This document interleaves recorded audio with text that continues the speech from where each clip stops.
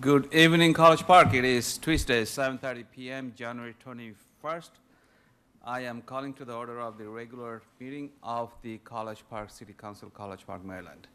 We'll begin the meeting with a moment of silent meditation, followed by Pledge of Allegiance. Tonight, this will be led by Councilmember Dr. Esters.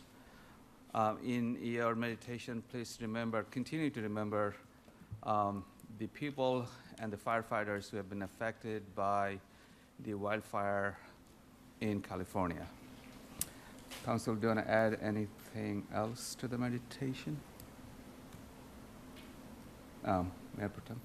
Yes, we can also keep the Jacobs family in your thoughts. Mr. Michael Jacobs, I know Councilman Rick probably announced it, passed away earlier last week. And so he was a former city council member and mayor, so we keep his family in the thoughts. Certainly will do. Thank you. Thank you for the reminder. Anyone else? Seeing none, please join me in a moment of silent meditation.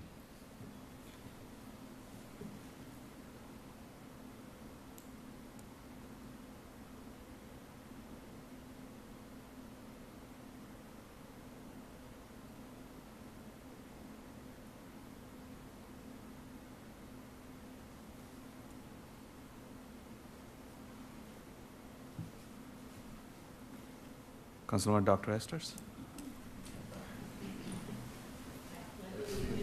To the flag of the United States of America and to the republic for which it stands, one nation, under God, indivisible, with liberty and justice for all. You'll be seated. I'll do the roll call. Councilmember Hernandez will not be most likely joining us. He sent an email early on. Councilmember Hill. Present. Dr. Esters. Present. Ms. Whitney. Present. Mayor Pro Tem Mitchell. Present. Councilmember Mackey. Present. And Councilmember Rick. Present. And we'll do the announcement and comments in the same order. Councilmember Hill. Yes, we did have a minor snow event this weekend. It got pretty slick out there, and I was impressed by the response time of our public works to get on top of that. The snow wasn't, a lot of quantity, but the type of snow and the speed at which it came down made it for very slick conditions. So again, hats off to them.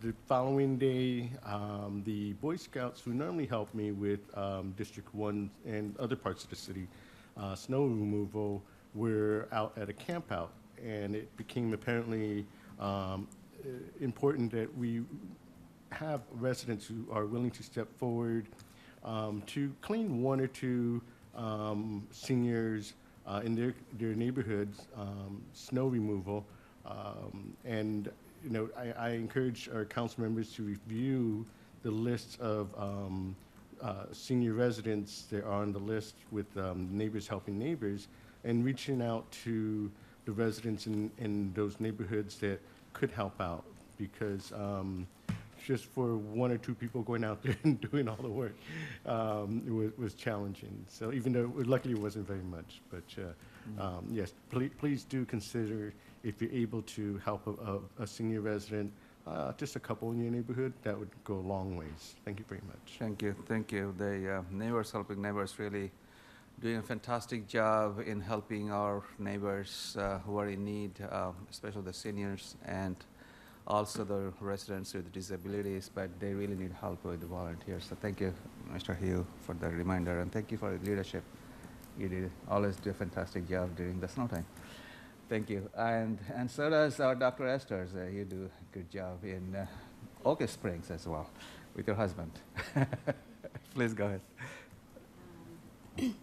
Thank you. I had the pleasure of attending a breakfast sponsored by UNCF this past weekend in honor of Dr. Martin Luther King Jr. at the hotel, which featured comments made by our own Congressman Glenn Ivey. And it was a wonderful event, and was able to join my two council members, Councilmember Mackey as well as Councilmember Whitney.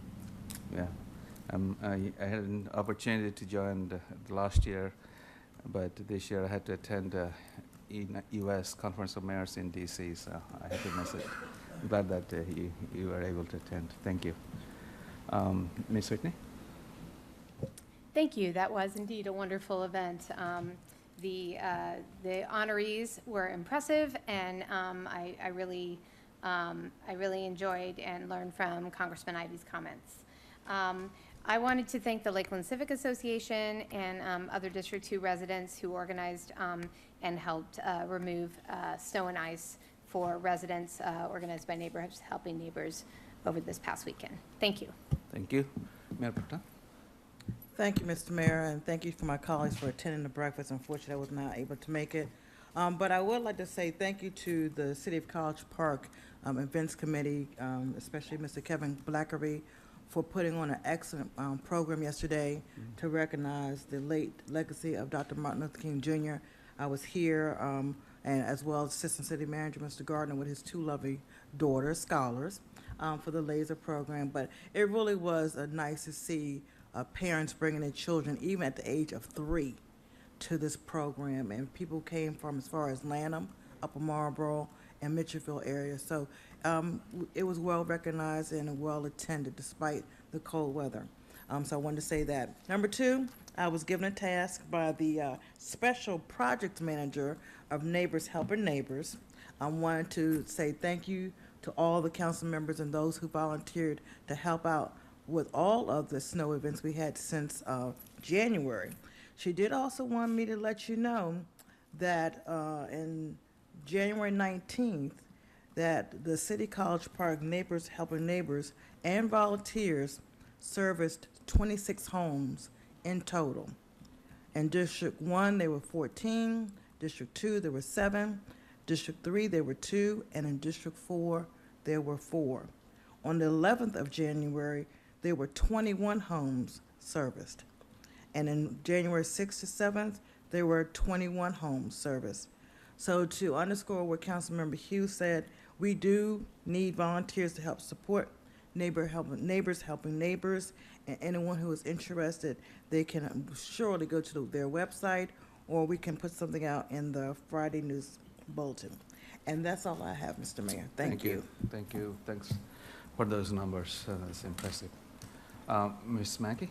Yes, thank you. I did also enjoy the breakfast honoring the late Dr. Martin Luther King Jr. It was very inspirational. I was very thankful that I got to go and represent our city along with 2 of my colleagues. One of the things that we've all been hearing about is about the WSSC pipes that are breaking, but a lot of residents are concerned about their own pipes. So WSSC has some information on their website to go to know what to do to keep your pipes, they say, flowing well. So I would just like to encourage residents to go to that website. And with this deep cold that we have, the sheriff of PG County is doing a coat drive, and I'm sorry for my late finding this out, but it's open until this Friday. You can drop your coat off at the Lakeland Community Center. So so please, if you have an extra coat, we have a lot of people that are in need in our community. So please help out, and you'll be clearing out your closet too. Thank you. Thank you. Thank you for sharing that announcement. Mr. Rigg? Thank you. There is a Calvert Hill Civic Association meeting this coming Wednesday, the 22nd, that is tomorrow night, the 22nd, at 7 p.m. It is a Zoom meeting of the Civic Association. If you Google Weebly Calvert Hills Civic Association, you will find the correct site for the Civic Association, which includes a copy of the agenda. So 7 p.m. tomorrow night on Zoom. Thanks. Bye. Thank you. And I go to Student Liaison, Ms. McDonald's. Thank you so much. I do also want to commend everyone who's been working to help with the removal of the snow. Also, to add to that, as school starts next week, the majority of the campus and students will be back. I will be making public awareness to everyone to assist in the Neighbor Helping Neighbor program so that we can have more students participate in Fantastic. developing the community. There you go. Thank you. Love it. They can really make a difference. Yeah, absolutely. Ms. Mackey? I didn't announce this because I thought maybe the student liaison might announce it, but I didn't send you an email, I sent one to Erica, but the students are, along with. Your microphone, please. I apologize. The students, along with the staff at the University of Maryland, are going to be doing a blanket and gift card drive for survivors survivors at the Adventist healthcare system. So it'll be coming up in February, but they want new blankets and $10 gift cards, which will be going to families who have survived violent sexual crimes. Thank you. Thank you. Thank you for sharing. That's all you have? Great. Thank you. Let's go to our city manager's report. Mr. Young. Good evening, Mayor and Council, residents of College Park. Just a quick few announcements this evening. The city will be conducting a special election for District 3 Council on Tuesday, March the 11th, 2025, from 8 a.m. to 8 p.m. here in the City Hall Community Room, located at 7401 Baltimore Avenue, College Park, Maryland. For those interested as being a candidate, candidates must be 18 years old by Tuesday, March 11th, 2025, and they must be United States citizens, and they must be a current registered voter in the city. And you also must have resided in District 3 since March 11th, 2024. You can also need to submit a petition with the signatures of at least 20 registered voters from District 3 and other required forms by Wednesday, February 5th, 2025, and no later than 4 p.m. You can find all those forms available on our website. If you are looking to register to vote, you must be registered by February the 20th. If you've been voting regularly and haven't moved or changed your name, you should be all set to vote. Just to check your voter status, visit Maryland Board of Elections website at elections.maryland.gov. And District 3 registered voters will receive applications for absentee ballots in the mail beginning the week of February the 10th. To vote by mail, return your application as soon as possible. A ballot will be mailed upon receipt of your application. Applications may also be downloaded from the city website. If you choose not to vote by mail, you may vote at the poll here at City Hall, again in the community room here at 7401 Baltimore Avenue. One additional announcement. Yes, unfortunately, we have had the passing of a former mayor, Michael Jacobs. Those funeral arrangements will be celebrated Saturday, March the 8th at 11 a.m. at Holy Redeemer. There are also a visitation will precede the Mass on Saturday, March 8th at Holy Redeemer at 10 a.m. Thank you. Is there any question for Mr. Young? Mayor Protem? Thank you. Mr. Young, in regards to this past weekend, just traveling around with the snow and checking in different areas, it seems like the signal lights were a little bit off on Route 1 and 193, right at that corner, and then again at Route 1 and Cherry Hill Road. Is there any way that we can work with SHA or someone to look at the signaling for that? Yeah, we Mr. have- Halpern is here. He knows we've had a number of signal issues at 193 and Baltimore Avenue. I don't know how many I've reported and how many Steve's reported. but, I'm added to it. Thank you. yeah, we've had several instances there. Cherry Hill that's a new one, but we can check into that as Okay. well. Ms. Mackey? Appreciate it. Thank you. Yes. Since we don't have council next Tuesday, just wanted to remind everyone about the Lunar New Year celebration. That's next Wednesday. So I think it's really wonderful that the city's doing that this year, and I'm looking forward to Very it. first time, Yeah. probably. Looking forward to. Thank you. Thanks for the reminder. And there is a RRFB signal a blinking signal on Rhode Island Avenue near the Duval Field. Yeah, that's the one, Cherokee? No, Mine's is right across from Rita's at that intersection. yeah, it's a different one.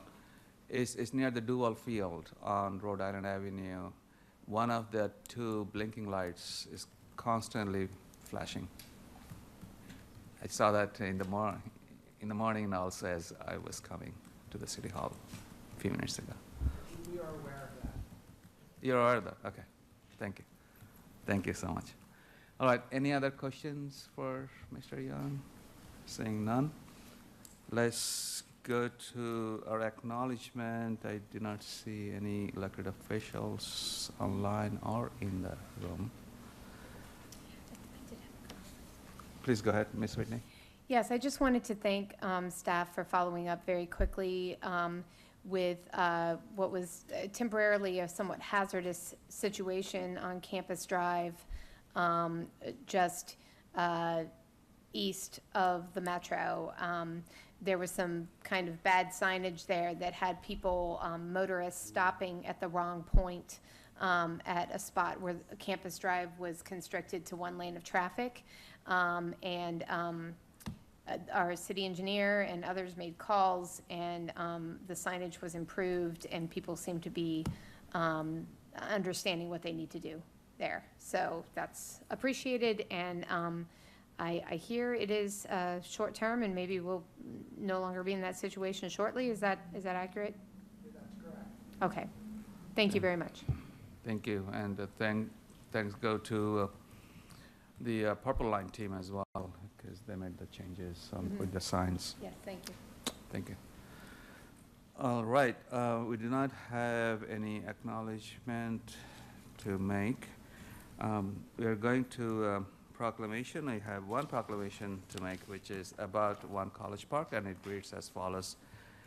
Whereas the City of College Park has declared a commitment to diversity, equity, and inclusion as a community, and whereas fostering unity and shared purpose among all residents is essential to building a strong and thriving community, and whereas the City of College Park is committed to leading this city with excellence and kindness, with inclusion and hope, with balance and optimism, we will reject and resolve attitudes of fear, pessimism, or cynicism. And whereas we will continue fighting for the same people in the city, people who want to live here, who want a living wage, who want better opportunities, who want to be free from violence, who want to save our planet, who seek restorative justice. And whereas the City of College Park encourages all citizens to actively participate in events and initiatives that celebrate our diversity and shared values, and to work together. And whereas the City of College Park urges all residents to promote transformation in the ways that are best suited for them individually as a means to working together to ensure the best quality of life for all residents. And now, therefore, I, Fazil Kabir, Mayor of City College Park, and on behalf of its City Council, do hereby proclaim our continuing commitment to be an inclusive community that rejects stigma and bias against individuals because of race, ethnicity, place of origin, physical ability, socioeconomic status, gender identity, sexual orientation, age, or religion. And we urge all our residents to strive to create a welcoming and supportive environment where everyone feels valued and empowered to contribute to the betterment of College Park. Proclaimed this 21st day of January 2025, Fazil Kabir, Mayor, City of College Park. Now we go to amendments and approval of the agenda. I'm expecting there's one amendment. Dr. Esters. Yes, I would like to amend the consent agenda to add the appointment of Betty Jones to Resident Commissioner of Attic Towers. Second. All in favor, say aye. Any opposed, any abstention? So that item has been added. Any other amendments? No, Mr. Mayor, I'd like to move the agenda as amended. All in favor, say aye. Any opposed, any abstention? The agenda has been approved. Now we go to public comments. Anyone can speak on anything on the non-agenda or consent agenda items. I see one raised hand. And that is Mr. Hussain. Can he be brought in? Yes, I think I'm in. Please. Nice proclamation. I appreciate. Mr. Hussain, reading- please identify yourself. Please state your name and if you're a resident of College Park, per our rule. Yeah, my name is Hussain Wahid, and I'm working with the Advanced Technology Research Centers at University of Maryland College Park, and I have several initiatives to make sure the acceleration proceeds with the participation of citizens in the local communities, and that is why I am taking great interest in all the proceedings at in the College Park City Council, because whatever we do has to be related to the transformational economic efficiency that can be provided to local residents. So that is the objective, and we are pursuing different modifications to specifications and standards. I've mentioned that last couple of times. But I wanted to appreciate the proclamation that was read today, and I hope you put it up somewhere on the website so that people can see it, read it, and try to implement it. And it is also related to the advanced technology acceleration, where we try to provide access to these rapidly advancing technologies for everyone. Thank you. Thank you. Those wonderful comments. Appreciate that. All right. Is there anyone else in the room or virtually online who wants to speak? Seeing none, let's go to the approval of the consent agenda. We have two consent agenda items.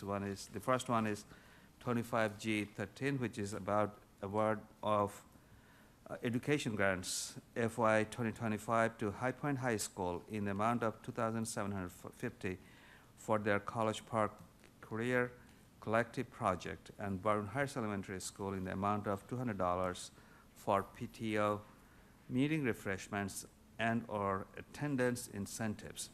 And the second one is the confirmation of the appointment of Ms. Betty Jones as the resident commissioner at the Attic Tower Housing Authority. Housing Authority of the City of College City Park. of College Park, HASCP. Thank you. I'd like to move to accept the consent agenda. Second. All in favor, say aye. Aye. Any opposed, any abstention? The consent agenda has been approved.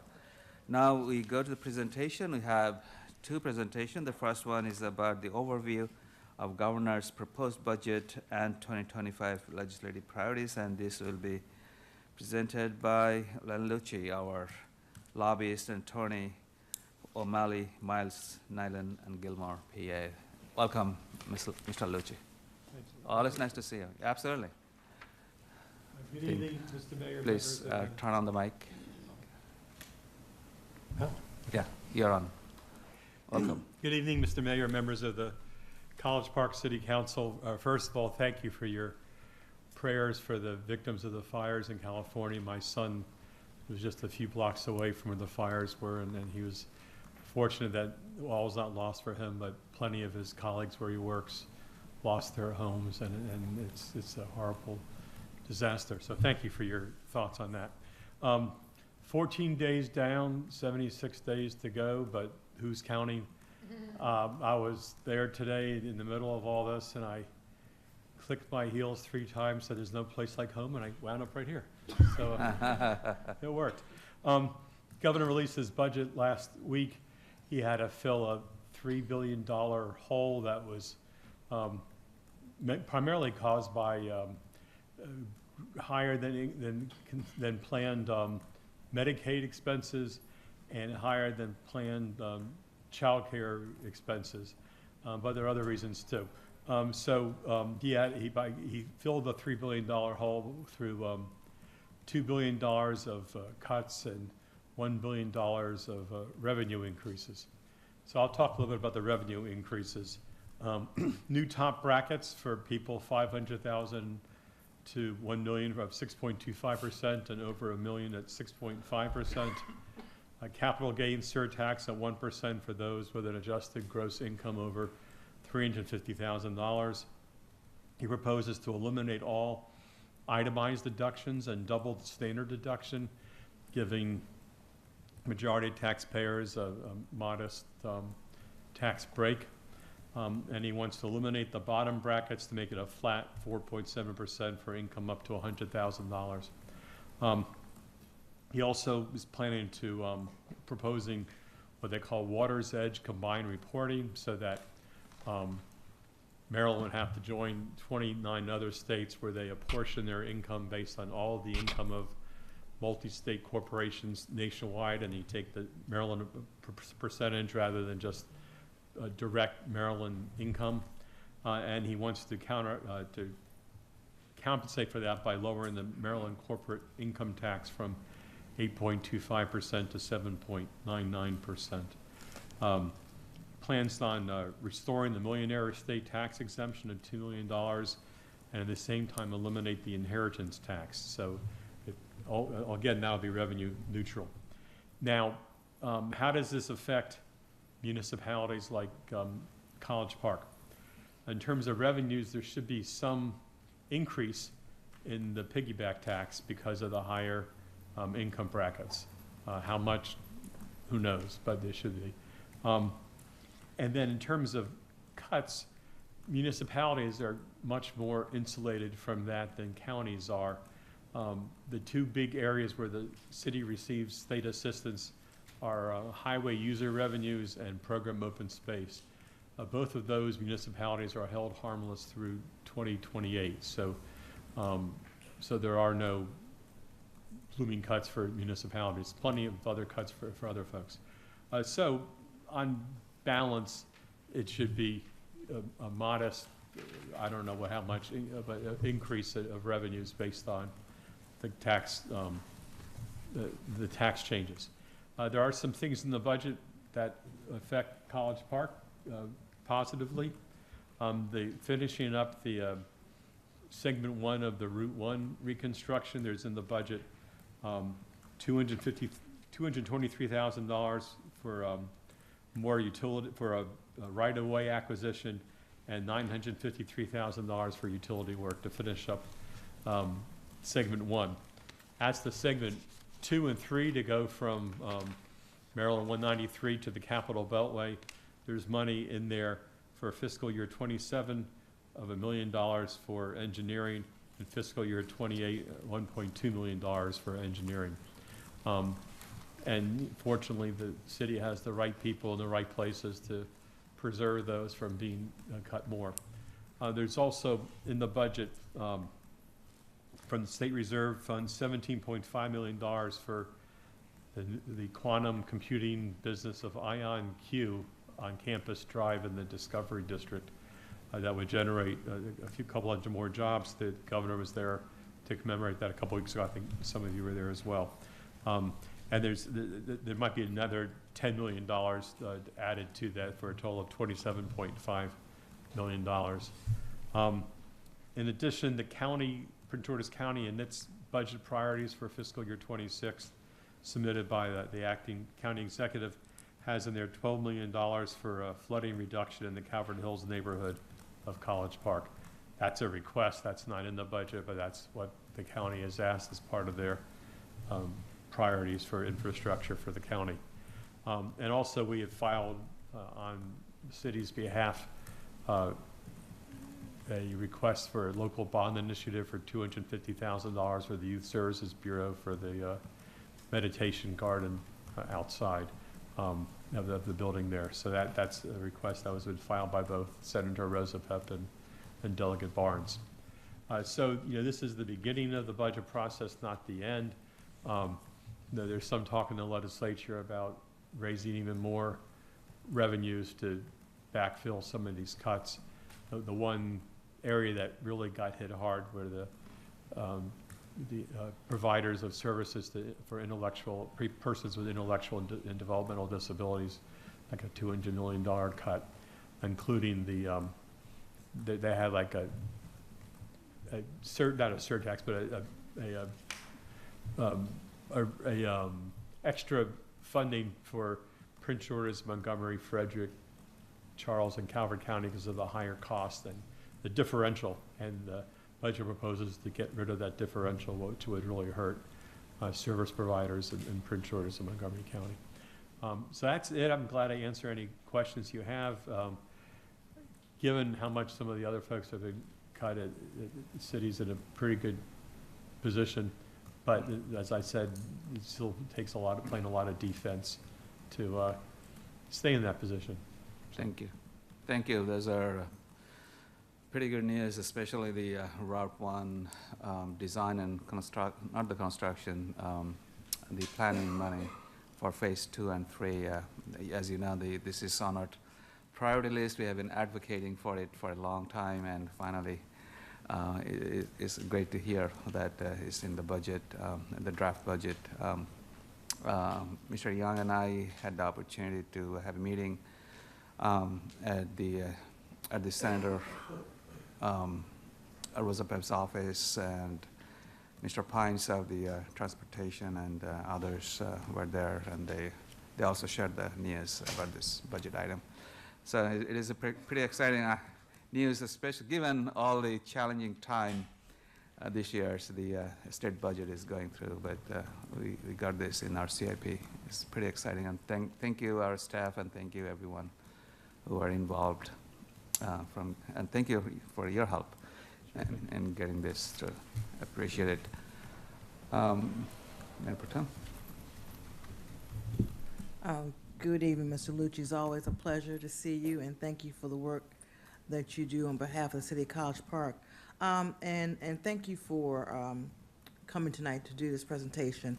I'm wearing my other hat in my day job, but you know who I work for, and have an opportunity to get a glance at the budget, and I was able to extend through the clerk a copy to my colleagues about the proposed budget. What I did want to ask you is that I know if you're aware that the city is looking at creating a child care task force to look at child care subsidies and how we can help support our families here in College Park because of the high tuition rates. I did see that there's a freeze on the child care subsidy program. So I wanted to see from your viewpoint, or would you have any strategies that you would recommend for us as a city to look towards during the rest of the remaining legislative assembly to help raise our concerns to those parties that will be relevant to help to do some kind of legislation or whatever for us? Yes, the governor the past couple of years has tremendously expanded the child care scholarship program, but it has expanded far more than anybody thought. So this year's budget caps that. So it doesn't take away anybody's slots they have right now, but it would create a waiting list for future slots. And so I am working with a network of child care providers to push for even more revenue increases to try and backfill that and let that continue to grow, because the governor talks about wanting to grow the state economy and create more jobs, but you can only have more jobs if you have child care going with it, so parents don't have to choose between going to work and taking care of their children. And so there are discussions about trying to do that. There's a proposal to eliminate what it's called the LLC loophole for large corporations, so that they pay at the corporate tax rate and not at the pass-through rate like small LLCs do. And maybe perhaps that might be able to backfill those cuts. But yes, there is a movement to talk about that. I mean, they're very grateful to the governor for expanding child care the last couple of years, but it really has to be part of the solution if you want to grow the economy and have more jobs. You have to have more child care too. No, and I do appreciate you for saying that as a former educator, and working in DC for many years and the opportunities they have for different streams of grant funding. Will the state ever looking at block grants like other, states do? And will they also look at expanding, not just going to, LLCs, chain daycare centers, but looking at the small model, like family child cares, centers, doing more emphasis so you have more people providing opportunities for families. So that's just something I wanted to throw out there. If you heard any, Yeah, I think the Maryland Family Network is looking at that. They're the coalition of all the child care Correct. providers. And there's also legislation in to change the ratio, so it's not so onerous in terms of adults per child. don't sound, yes, yes. That's a whole nother discussion area, but, because I have my pros and cons on it, but I appreciate that and look forward to any other recommendations you can provide for us in regards to that. Thank you, Mr. Mayor. Thank you. Mr. Lucci, is it possible to send this summary to us, to the city council? I mean, you have do you have it in the packet? To look as a digital version. For, no, the ones you highlighted about college parks and others. Would you like me to turn my report into a memo so you Yeah, have that? I'll if be you glad to could, do please, that, yeah. sure. Thank you. For college park related. Yes. Okay, as long as we have it. One question I have, I'm sure there will be other questions. Going back to Route 1, you also mentioned there is some money for the acquisition of Phase 1 in the Route 1 project. What is this about? I think just to finish up the project for rights But of way and utilities. Shouldn't the It looks like it's acquisition finished, but- happen in the beginning of the project? I mean, it looks like, I mean, sometimes the payments okay. take time to finish up, and there's a lag see, time, so I that's see. why I'd say Kind the of left budget over. just to finish up the I project. we hope they're not starting over Route 1 in Phase 1. Thank you. And I should mention that the governor's budget proposes an infusion of over $400 million into the Transportation Trust Fund to keep it going for at least a few more years, while they figure out the long-term solutions of how they deal with the decline Yeah. of gas tax revenues due to the increase in electric vehicles. Thank you. Any other questions? Mr. Reg? Probably not. Thank you. Mr. Gardiner. Sorry. Yeah, I just wanted to ask Mr. Lucci to mention the legislation that he found sponsors for related to raising the cap on municipal infractions. Oh, yes. Last year, as you know, legislation passed to allow counties to increase their maximum fine, or actually allow judges to impose a greater maximum fine for county infractions from $1,000 to $5,000. We tried last year to amend municipalities into that, and the Attorney General said that would violate the one subject rule. So this year, I got legislation, it's going to be introduced to raise the maximum fine that a judge can impose for a municipal infraction from $1,000 to $5,000. That legislation will be sponsored by Delegate Kim Taylor in the House and Delegate Ron Watson in the Senate. And Thank you. so when that gets introduced, I'll let you know, and we need to. Has MML taken any position on this? They said they'll support it once it gets introduced. Oh, nice. MML's done a good thing this year of getting together every Tuesday morning, all the lobbyists who represent the different municipalities across the state to all talk together and sing from one hymnal, or at least try to, as much as you can do that with a group of lawyers. And so those meetings have been very helpful, and they're going to continue those. So that's be a vehicle for us to talk about our aims and that legislation and things like that. But that's a good thing that MML started to do. Thank you. And the other priority bill that the City of College Park has been supporting and advocating for is the Municipal Land Use Authority. Do you want to share anything? Sure. Right now, it's known as MCPG 114-25 for municipal land use. It will be assigned a work session before the Bi-County Committee some Thursday morning, not this week, but soon enough after that. And it's now been change to open it up not just to the larger cities of Greenville, Bowie, and College Park, but to any city that has in-house or on contract a certified planner certified by the American Institute of Certification of Planners, to try and broaden the support for it. And so now that bill has the amendments built into it, and we'll be able to work with our sister and brother cities to help sell that among the Prince George's House delegation. That's good, that's good. Looks like this year we'll have a better chance of passing it. What do you think? I think so. Yeah. And, you know, it's an interesting situation with the interim county leadership that because that's in transition, it might be a good year for us to Right. push municipal land use. Maybe we can demand this as they come to us and campaigning. You know, there are 12 of them or 10 candidates running for us. Thank you. Please let us know when is the time for public hearing on these bills I'll let you know. at the Should committee be in the level. next few weeks. I'd like to fill the room. Great. Thank you. Any other questions from my staff side?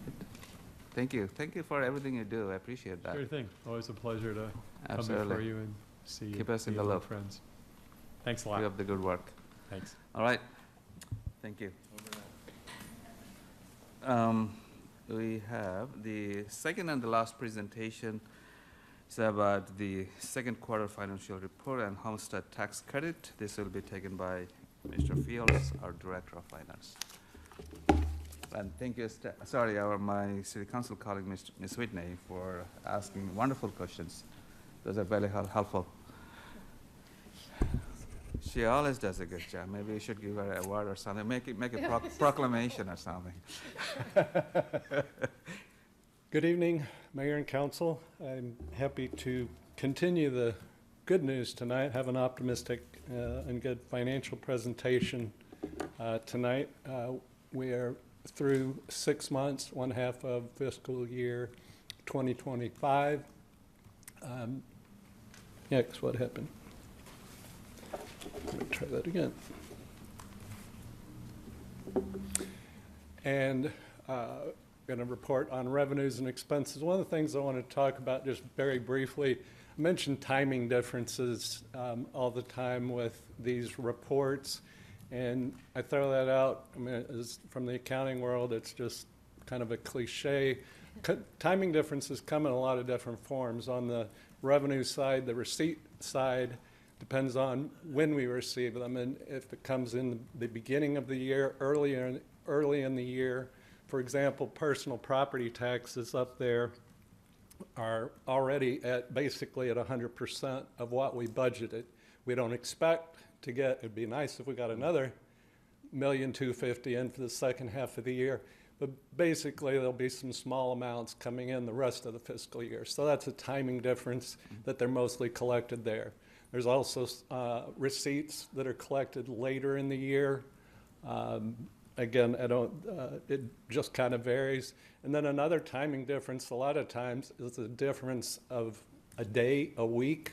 And then you look at December 31st, we might get revenues, or same side on the expenditure side, we might get them the week following 12/31. They get reported in the following quarter. When they're smaller amounts, it doesn't really, you don't really see anything, but on more significant amounts, it can affect the numbers. On the expenditure side, again, kind of the same thing.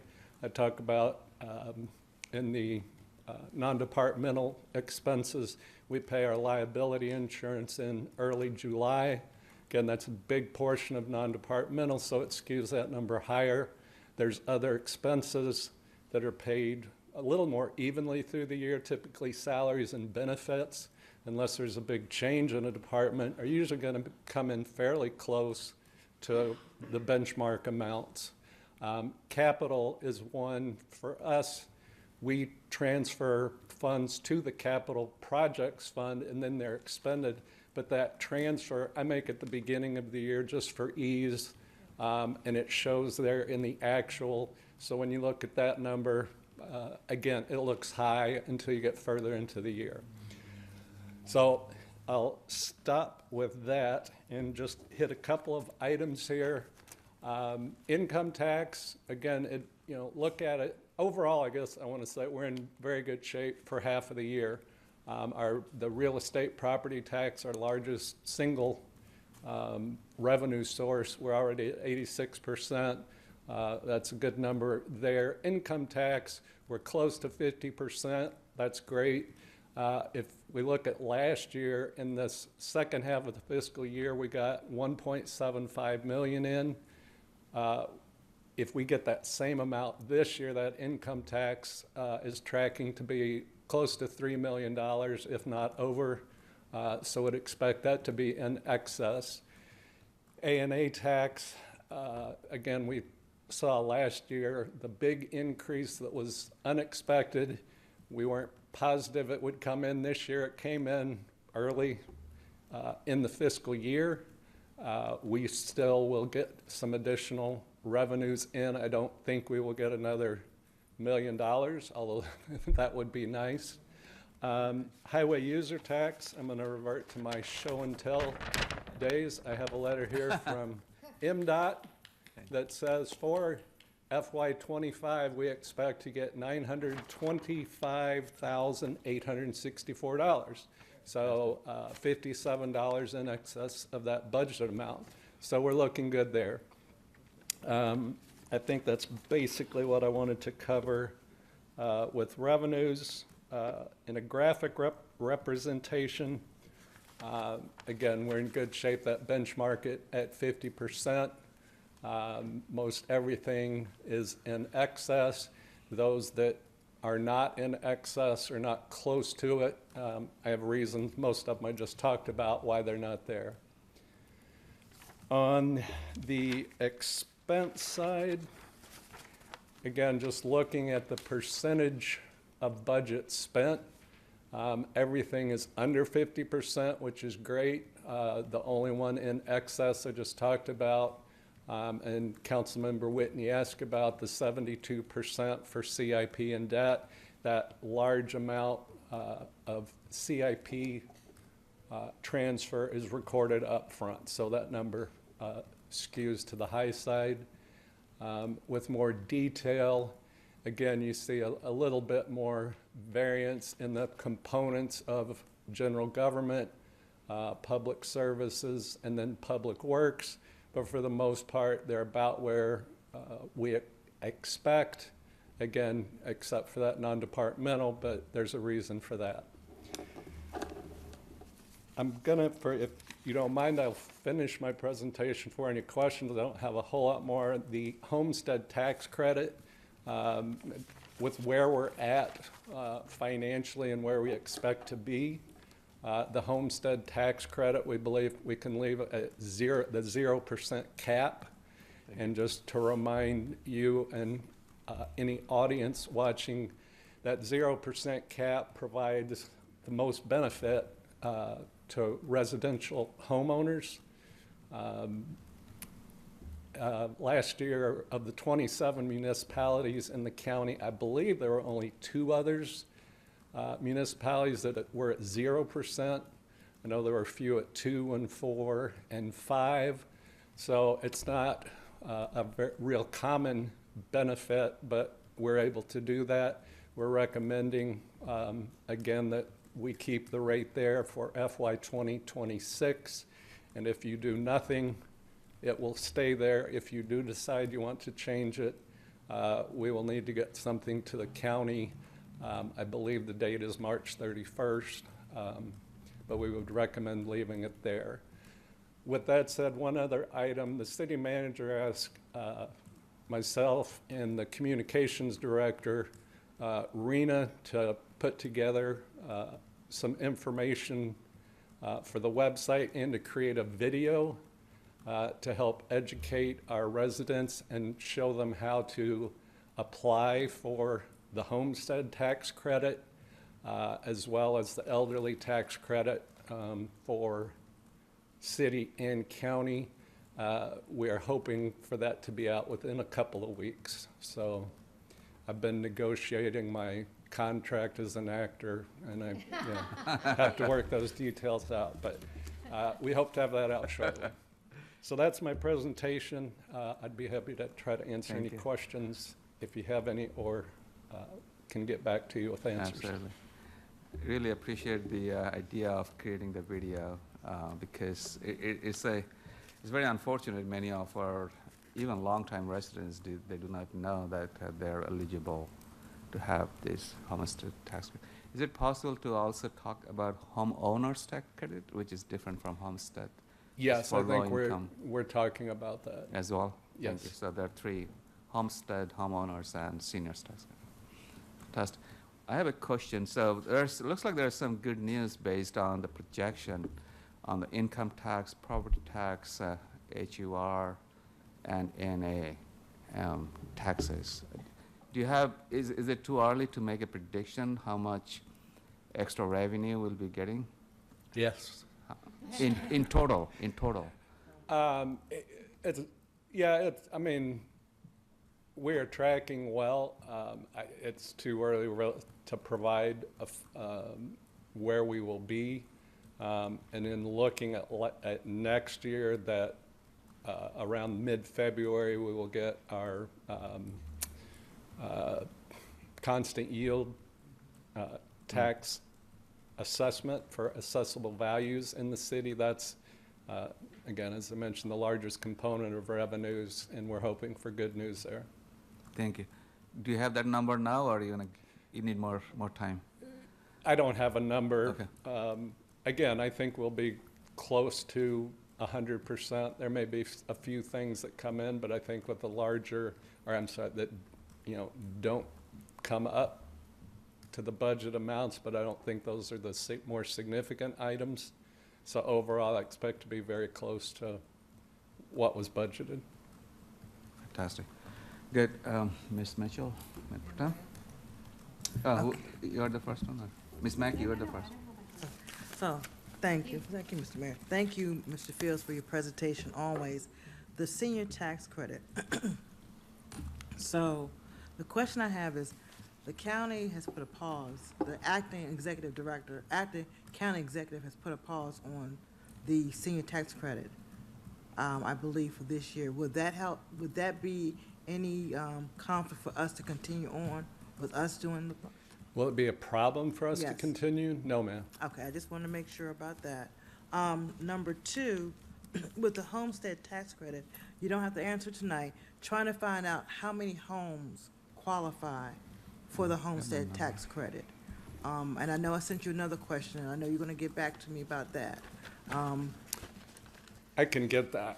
Okay, I know I have a guess. I don't want to throw it out because I may have it totally off, but you're just looking for the number of properties that qualify for correct. that So, homestead credit. right, so for my colleagues, so you understand, I sent an email this past weekend asking Mr. Fields to better understand those homes that qualify for the homestead tax credit, how many of them are actual parties who are rentals?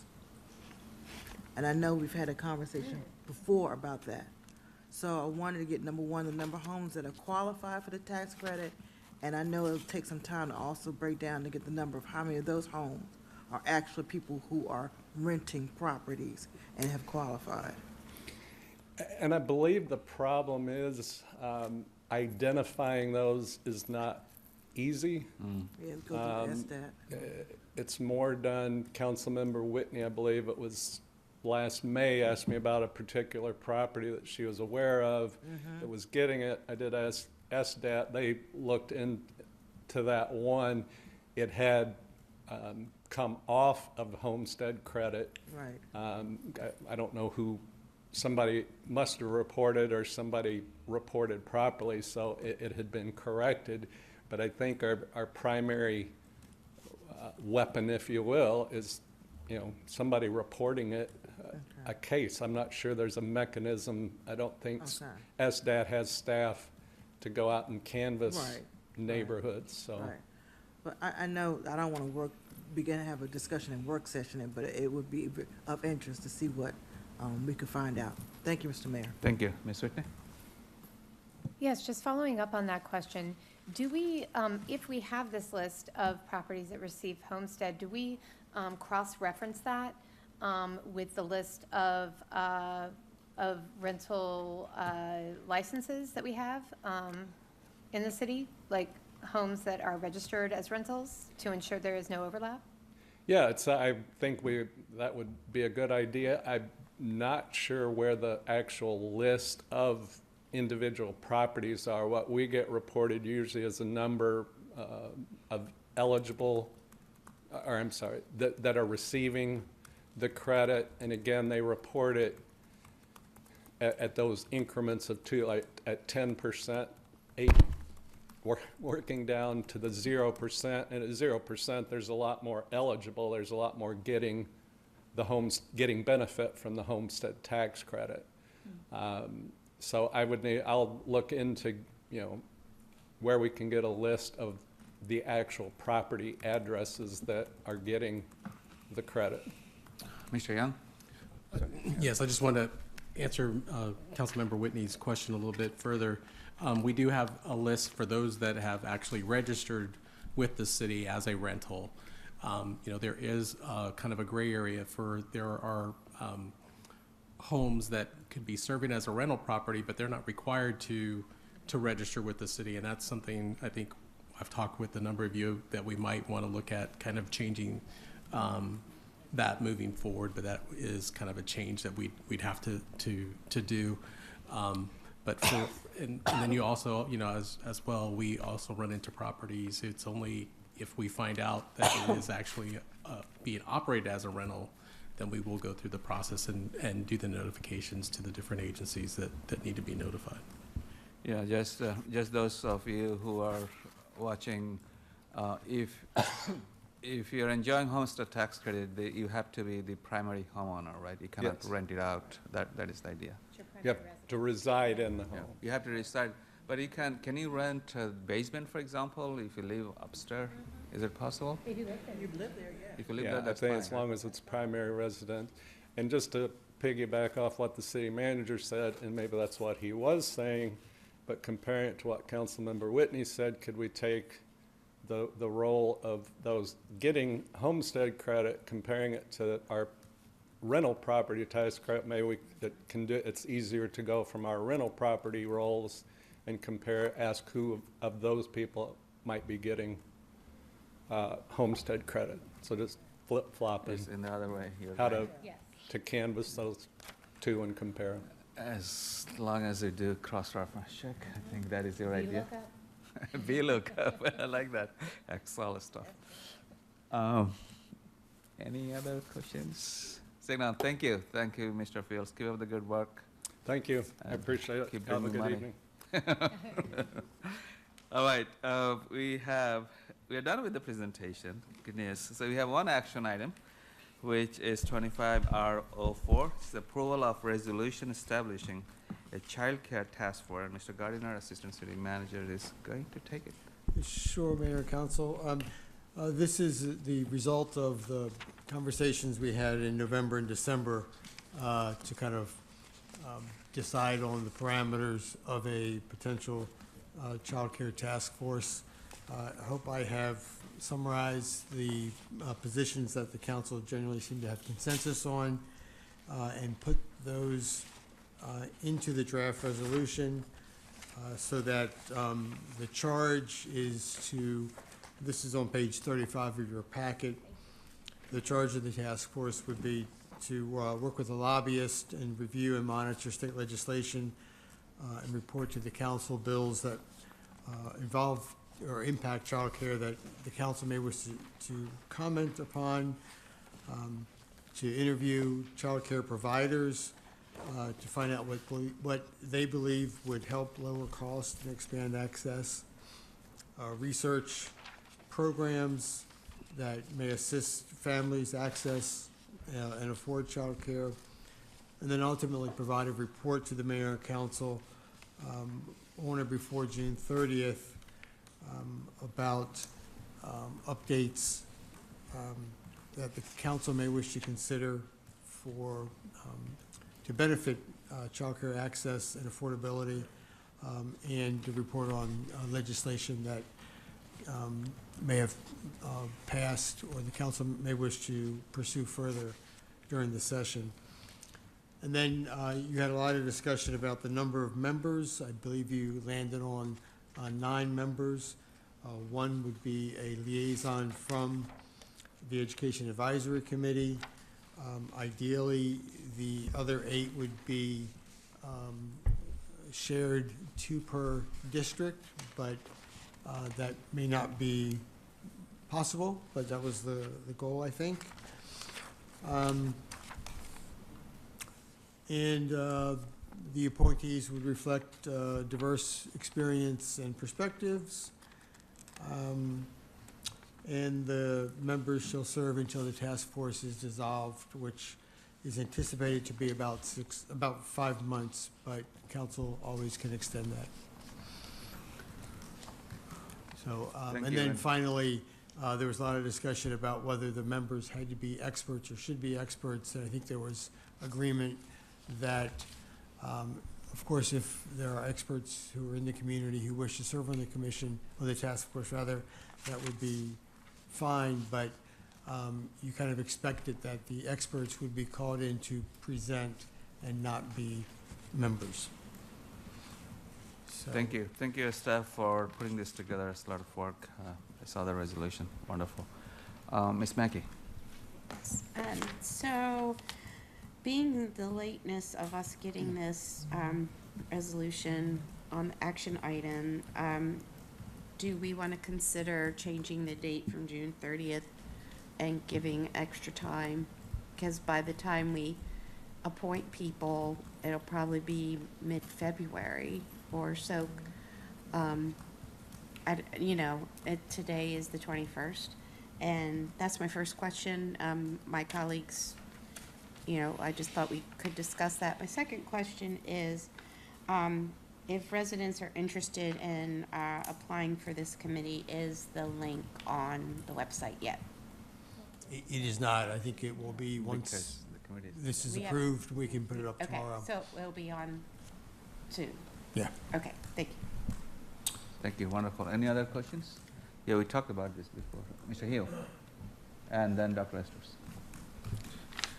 Yes, according to the second part, composition and term, Part A, second portion, it says one member will be a member of the Education Advisory Committee. So would that change the committee members, or would we be selecting from committee members? So one of the two each district shall have at least one member and preferably 2 members who reside in their district. One member will be a member of the Education Advisory Committee. Please go ahead. We're proposing that there be 9 members. So the EAC liaison would be the 9th member, regardless of what district they're from. But I think Mr. Hill is asking who will be that member? How Well, that member will be selected? not that who will be that member, but each district shall have at least one member, preferably 2 members, who reside in their district. One member of those 2 in their district. That's not the way it's reading?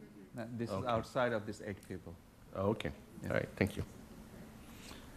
All right, Dr. Esters? My question actually has to do with what Council Member Mackey was asking about extending the date for the report.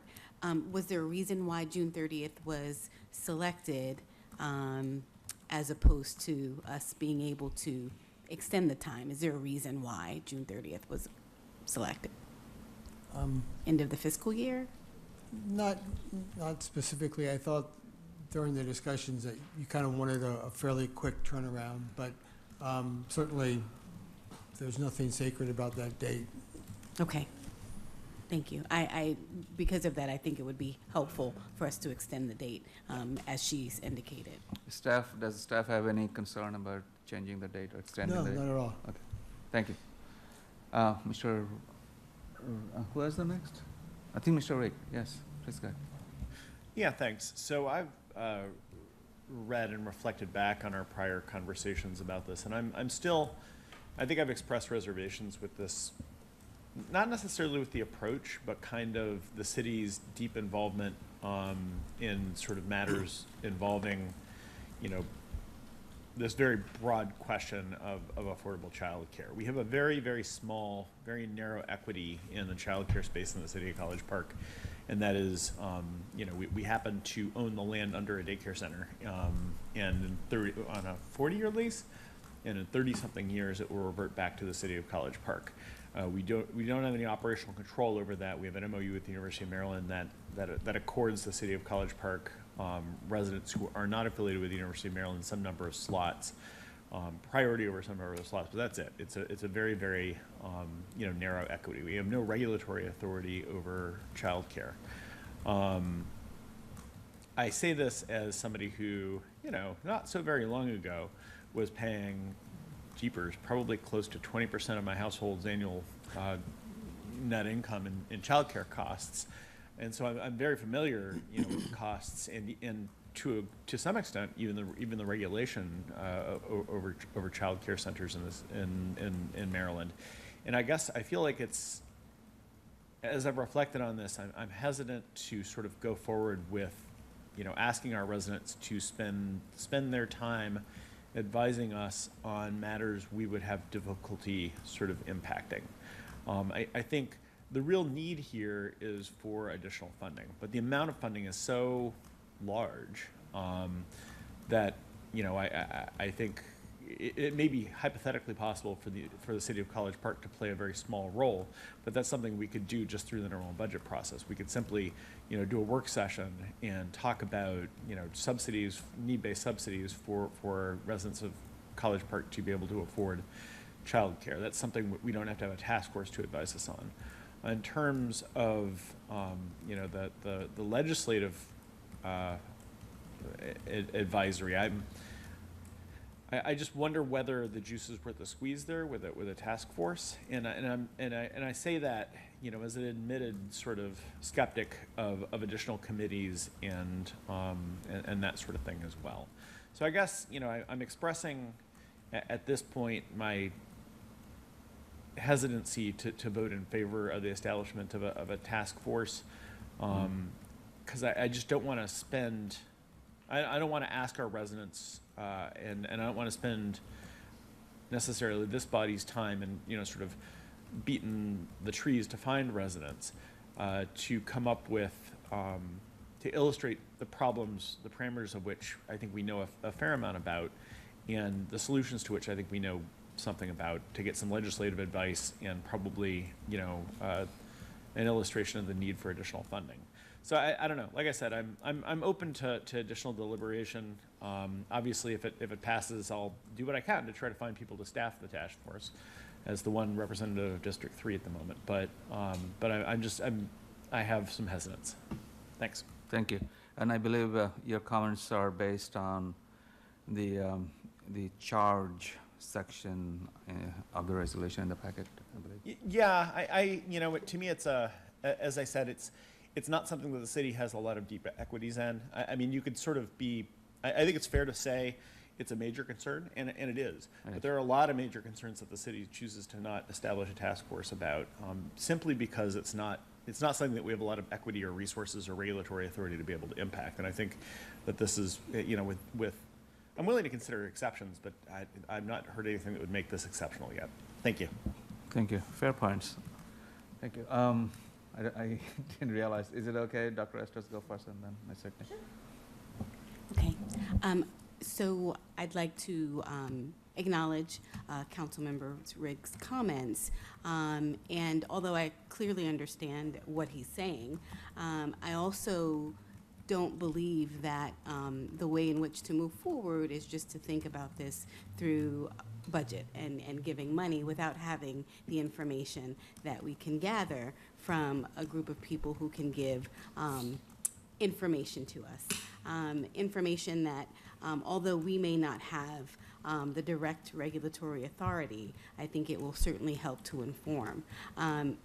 I will note that, at least in District 2, we've heard from a number of residents who have grave concerns about cost and what that looks like, and are looking for some type of involvement from the city. I don't know what that looks like, and I agree with you that there has to be some balance, but I would appreciate having the information before we even consider putting money forth to it, so.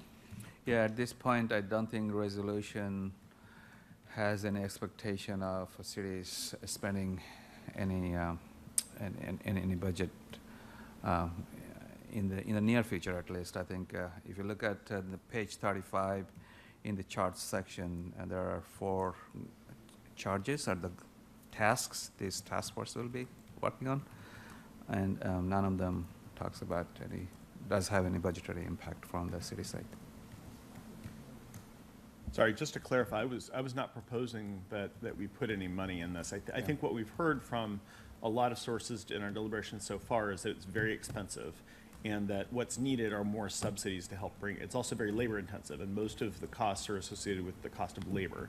So what's really needed are subsidies to bring down, the cost for families to be able to participate and put their kids in high quality childcare. So that's why I was saying, we could do that directly through the budget today without necessarily, needing the advice of a task force if we were so interested. That was the point I was making. You're right that this, I want to acknowledge that this absolutely does not consider or presuppose that there's any city funding. And I did understand what you were saying, that you weren't saying definitely budget, but the fact is you're saying, look, the one thing that we can do is put money toward it. And I'm just saying I'd like more information. Thank you. Ms. Whitney, is it second bite or first bite? First bite. Oh, okay. Thank you.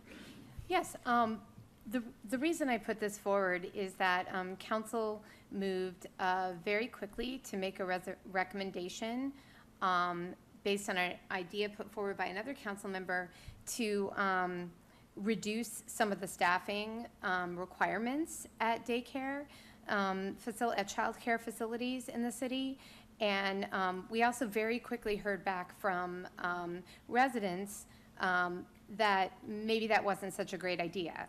And I would like to have more information so that I can fully consider what kind of legislation we're getting behind as a city.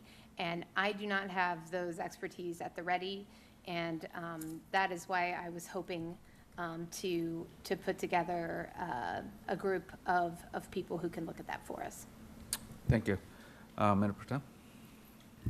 Thank you, Mr. Mayor, and to Councilman Rigg, I understand what you're saying completely.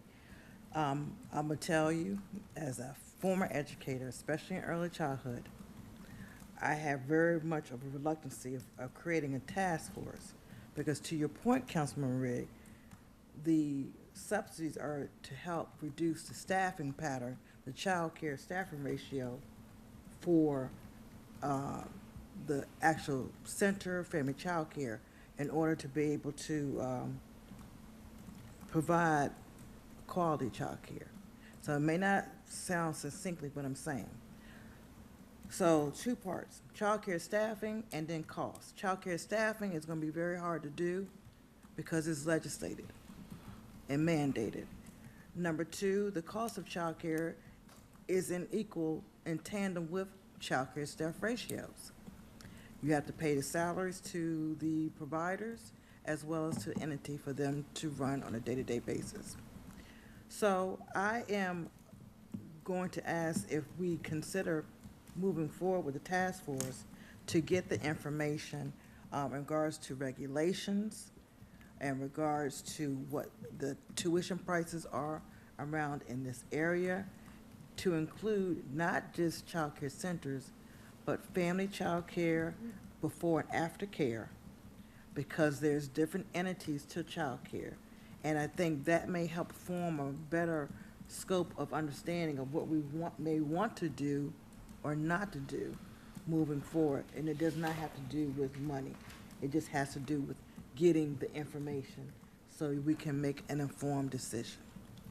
So it looks like what you're suggesting to table this, rather not to take a position on tonight, but you want to get more information? Let me be clear. My position was, I said I was reluctant, but I think we need to get the information, so we do need to move forward with the task force to garner the information regarding staff-child ratios, tuition, before and after care, family child care. So when we sit at the dais next time, when it comes to report, we can make an informed decision on then how we will move forward. If we want to move forward Okay. with legislation, or do we want to move forward with putting money in our own budget to help with subsidy?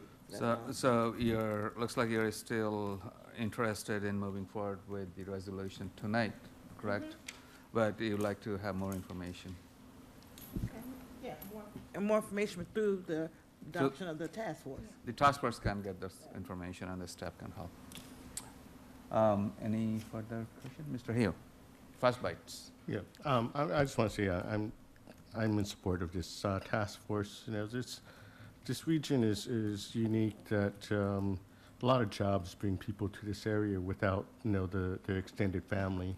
And, you know, it makes a challenge in raising their children, and it's unique to this area. I think there's a shortage of childcare and high demand, so the costs are not, which I can imagine not having children. So I would appreciate this sort of input from our residents who we will directly make decisions upon this. So I'll be in support of this task force. Thank you. Further comment, Ms. Mackey, First Bite. Actually, this is my second bite. I just wanted to ask for a clarification from my colleague, which I support and appreciate. So what you're saying is you want to hone in the task forces, what they work on. These 4 things right here. You want to also include aftercare. I was trying to write it down and Mr. Mayor, may I? Please go ahead. Yes, I want to include child care centers that are franchised, child care centers that are owned by entrepreneurs, family child care centers, and before and after care. Thank you so much.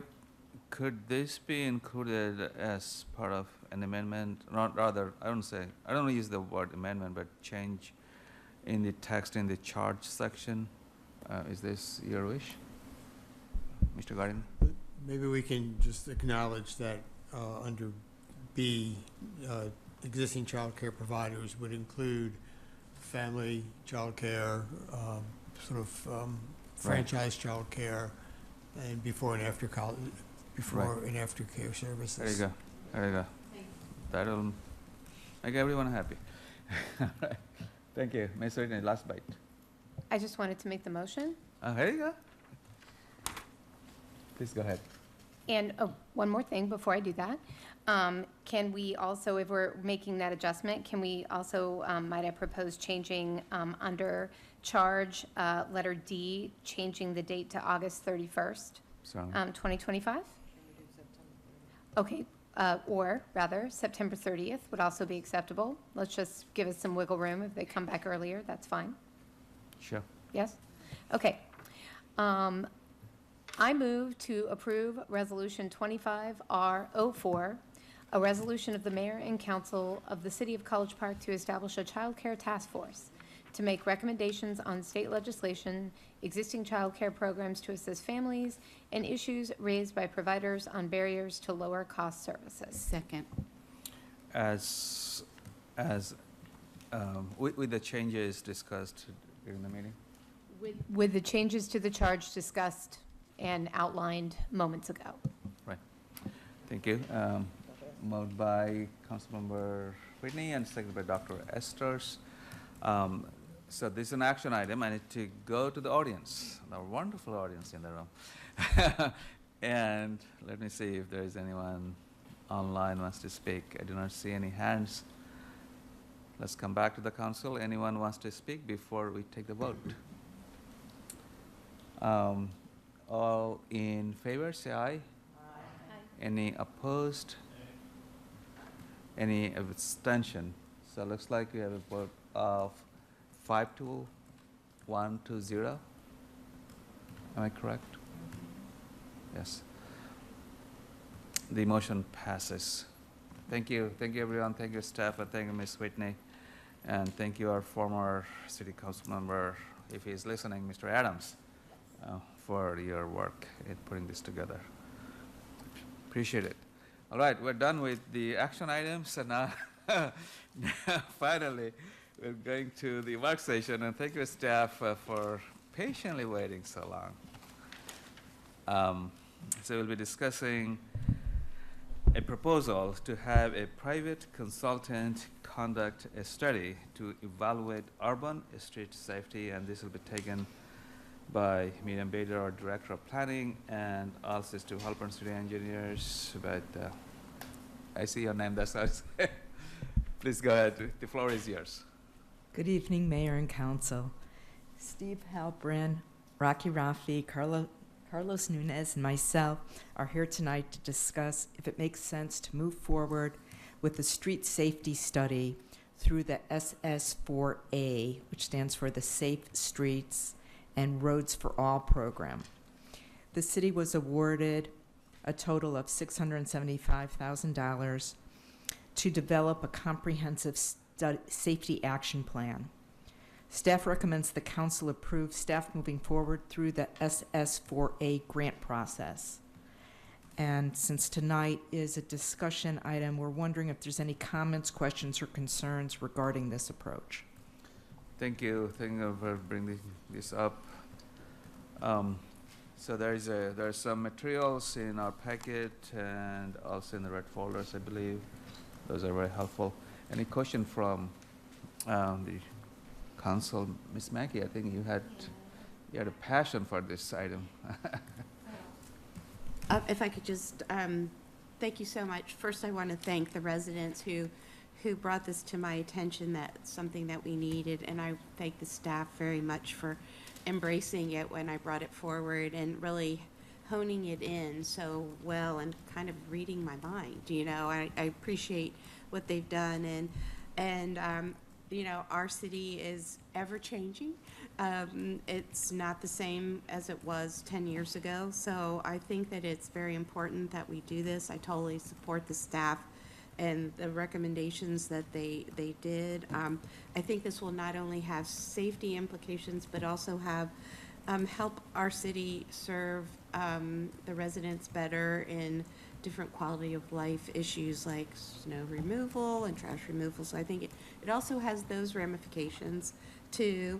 And I'm just really looking forward to having the city make this study, and my hope is that we can also include some input from residents and other staff, because there are some staff members who were actually thanked me for bringing this forward, some code officers, parking, and other code, and because of the need, and even some of the DPW, just they thought that it was a good idea that we do this study. So I really appreciate how much the staff put into this, and I'm really pleased with your recommendations, and I wholeheartedly support this. And I hope that my colleagues feel the same. Thank you. Thank you. I like your long handwritten notes. I appreciate it. Really, really into it. Thank you. Any further questions or comments from the council? All right, Ms. Whitney. Oh, I just, I wasn't sure if we were going to move, like, city staff had a lot of specific questions they wanted us to answer. So I didn't know if we wanted to discuss that, or if right now you're just asking about Safe Streets for All grant. I wholly support, you know, going through the grant to pursue this study. Right. So originally, I wasn't aware how closely this fit an SS4A grant that we already applied for and received. So Mr. Rafi pointed out to me that we do have the money and we can move forward with that, and that this coincides with what you all wanted. So I did initially, present those questions. However, when we were digging into it deeper, if we go forward with the SS4A, that's got its own sort of standards, and it's all being crafted and worked out already. So there isn't the need to go through it. Instead, we're going to go with the SS4A process. And I don't know if there's anything more specific that you need council to give you, or? Okay, so I think we're good going forward because Rocky prepared a very detailed proposal, and I think it touched on everything that we were working on. So I thought, wow, this will be great. This will be, we've already got the work done, and we can just bring the two together. Thank you. So the staff is going to come back before City Council with the approval of the consultants agreement, or that is So not we can needed? come back with the RFP if you want. Okay, Yeah, because we're going to develop an RFP, so we'll include the concerns that Maria Mackey had, and then with everything else that we have. okay. So that's where we are in the process. Rocky applied for the grant, he received it, and now the next stage is the RFP. Correct? Thank you. What is it possible to share? What is that grant you applied for? Currently, right now, we were awarded the grant, and we're working on the contract with the federal awarding agency to get it executed. It's taking some time just to do our due diligence on that. Setting up an RFP will be the process afterwards, depending on the period of performance, which is identified in the contract with the awarding agency. I believe the start date is set for September 25th, around there, 2025, to commence from that period and on. Thank you. It's good to know. Is it with the federal grant, right? Yes, which it is. agency? It is a federal grant. Is it the DOT? Yes, Department of by the Transportation? Department of Transportation. Yes. Thank you. All right. Mayor Protem? Thank you, Mr. Mayor. I think Councilman Whitney was trying to make a motion to move forward. with- No, this is a work session. Oh, you have a follow-up question? Okay. Yeah. Thank you. Okay. Yeah. I'm sorry if I didn't follow what you were saying. Can you repeat what the start date is? And when you say start date, do you mean the date that we can go out with the RFP, or the date that you expect work to begin? I believe it would be any work related to the grant. So the performance periods is any work related to the grant that is funded by the grant can begin from that period and on. Okay. We aren't finished with that contract process, so I'm still trying to review it and figure out if we can submit an RFP beforehand. But it's likely something we would want to do after the period of, after we execute the contract. Okay. The window of time after executing the contract, and then the period of performance would be a set date between us and the federal awarding agency to commence all work after that date. Is this the same grant the city of Mount Rainier got, I believe, last year? It's about 800,000 or close to $1 million. Yes, I believe they got the implementation award. Going off memory here, but yeah, we got a planning and demonstration award, so we will do some roadway treatments to inform our safety action plan as we go about developing it over 3 to 5 years. Thank you. Is our federal representatives, Glenn Ivy's office, are they helping, or we're applying directly? Currently, we're just in the preliminary process, so we don't have any stakeholders involved at this moment. It's just sort of background work, but as we develop it, this will become a living, breathing document, so to speak, and it will establish a program, and it will be very much something that residents and city, county officials and state officials also look at. So yeah, it will be widely available to many stakeholders. Thank you so much. Mr. Hugh? I'm sorry, Sorry. just, I didn't catch that date again. Sorry. I'm going based off memory. I don't want it to be set in stone. I believe it was September 25th, 2025. Okay. I can take a look and see which Roughly, date it was okay. exactly, but yeah. Thank you. Hey, Mr. Hugh? Just for verification, is this grant money awarded after we complete the job and we put forth the money? I'm just wondering about the timing of completion of this and applying for the grant, and with the new administration, if this grant monies would be in jeopardy or not. So I do not believe that the money will be in jeopardy. There's no indication that would indicate that at all, but the grant is operated on a reimbursement basis.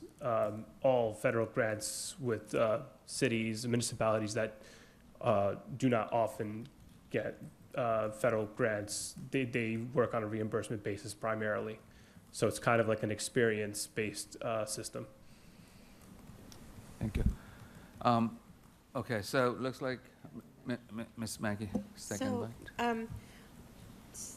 I'm sorry, I just want to make sure I understand everything. So, we received the grant and we still need to like, kind of, we have to adhere to all the spectrums of the grant, but we will also be able to like tweak it for what we want here in the city, like what we're looking for for the study. Yeah, so the study will be a comprehensive, so it's the entire Yeah. city.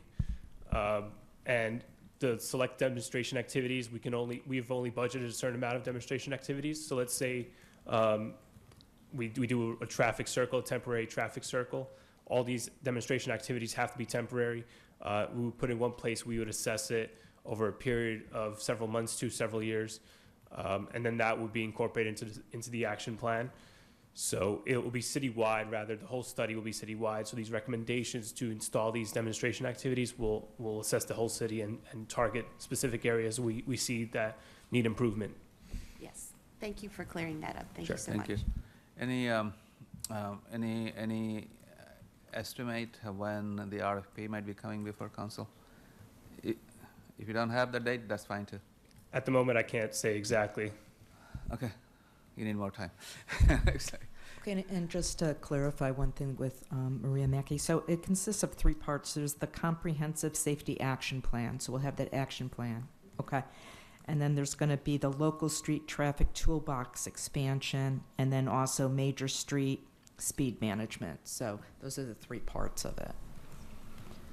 Fantastic, really nice, and the community will be really happy. I'm sure the Bike and Pedestrian Safety Committee, they're also excited and they're in touch. Do they know about it? Yes, we've been working with the BPAC, with the Bicycle Pedestrian Advisory Committee. Per the grant requirements, there is a requirement to establish a committee to develop and review the comprehensive safety action plan, and we're working to have the Bicycle and Pedestrian Advisory Committee. We already have the committee. Yes. Which is a good thing. Sort of adopted, yeah. Very nice. All right, so does the staff have everything you need at this point to move forward? Yes, Great, we do. great. It is work session, we are not taking action. Thank you so much. Yes, thank Keep you. up the good work, very exciting. All right, we're done with action items, we're done with work sessions. And go to number 15, which is about request for a status of future agenda items. Any questions? I haven't seen any application. Seeing none. Let's go to the comments from audience. Let me see. Any virtual hands? I do not see anyone wants to speak. Let's come back to the city council on the comments from the mayor's council, student liaison, and city managers. Mr. Rigg. Nothing additional, thank you. Ms. Mackey? Yes, thank you. Councilmember Whitney and I both attended the Chesapeake Bay Policy Committee meeting this past Friday. It was very interesting. We had a presentation, kind of an impromptu presentation from WSSC because of all the issues going with the breaking of pipes due to the severe cold and the age, and the change in just everything in this area. So it was very informative about that. I'm sure as my colleague will also add some. I really appreciated the fact that they're not only studying the Chesapeake Bay, but they're also studying water policy throughout our states. And we talked about legislation, and we talked about the Potomac River and how it is a major source of water for this area. And you know, we are still in a drought. So we need to just consider that.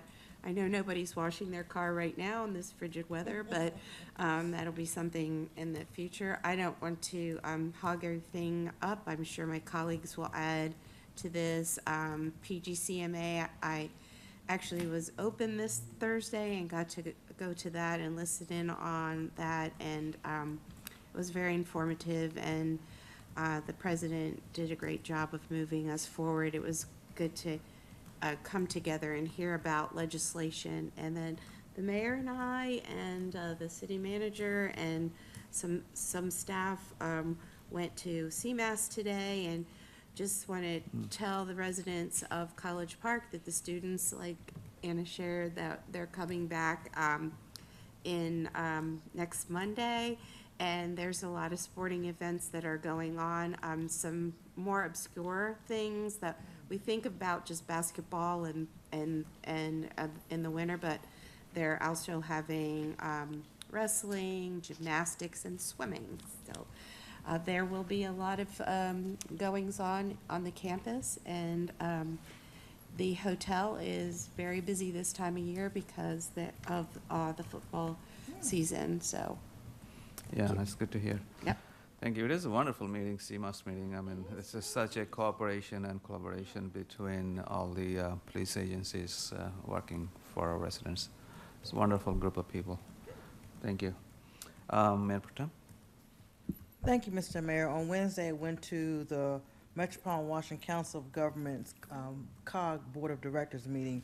At that meeting, the board blessed the 2025 legislative priorities, and some of the priorities include mental health, food equity, and climate change, and water quality. So I do have a copy of the priorities. It's about 7 pages long. I will see if we can get a copy, so each one of you have a copy for yourself. On Thursday, I was invited to attend a National League of Cities Housing Summit. Had an opportunity to hear from the Washington, D.C. Mayor, Mayor Bowser, talk about affordable attainable housing and how about the money that they received, they were able to level the playing field for many individuals from very different economic entities to be able to afford housing in D.C. That was a primary goal with her and Councilmember at Large Anita Bond. So I did pass out a sheet for my colleagues from the Urban Institute. In addition, there was the mayor of San Antonio, Mayor Nuremberg. There was also Mayor of Athens, Ohio, who is the president of NLC now, Mayor Steve Patterson. So it was a worthwhile conference to talk about affordable attainable housing, and a lot of information that was shared.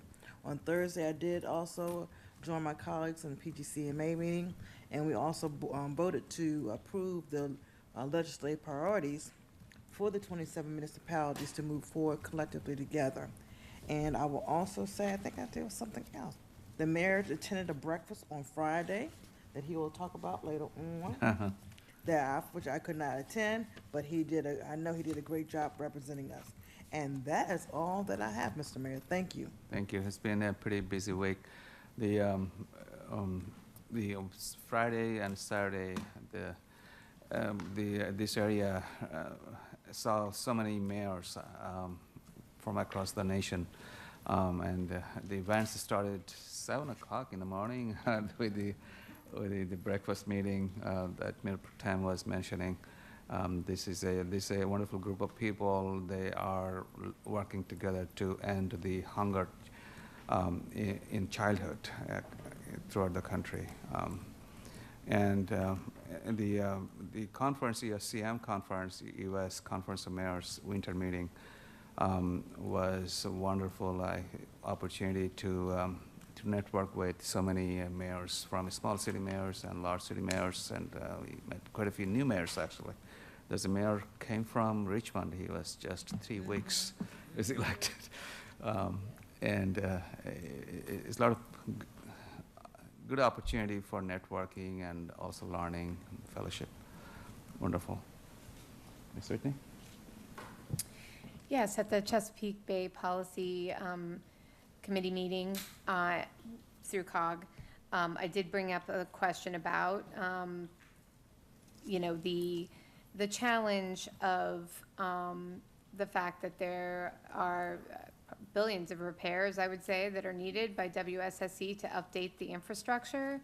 And at the same time, we're in an inflationary time, and it is a difficult time to raise rates as much as they have been asking to have happen at a county level. And I know we had WSSC present to us and tell us very clearly that they need more money in order to prevent the kind of experiences we had last weekend. And at that meeting, one of our colleagues from Montgomery County seemed to indicate that Montgomery County had approved more increases in rates than Prince George's County had approved, and kind of seemed to indicate maybe we should get on board to help solve that problem.